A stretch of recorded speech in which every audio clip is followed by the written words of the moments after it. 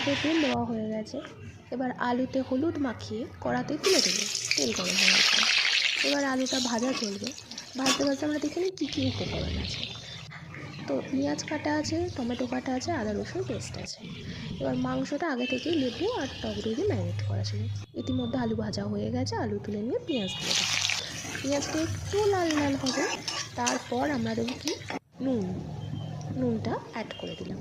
নুনটা অ্যাড করে দেওয়ার পর আদা রসুন পেস্টটা দিয়ে একটু নাড়িয়ে নেব।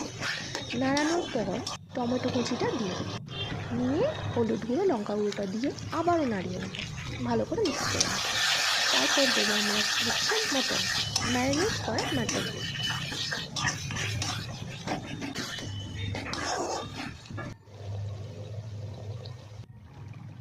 ম্যারিনেট করা মাটনটা দিয়ে আমরা কষানো মশলা দিয়ে ভালো করে মিক্স করে নেব।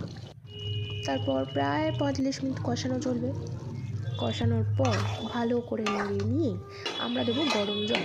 গরম জল দিয়ে একটু ফুটবে, ফোটা চলবে 15-20 মিনিট। তারপর দেবো হচ্ছে আমরা ভেজে রাখা আলু দিয়ে জল দিয়ে প্রায় আধা ঘন্টা কি 45 মিনিট ফুটবে। ফোটার পর আমরা দেবো হচ্ছে গরম মশলা দিয়ে নামাবো। And here is the dish. Ta-da!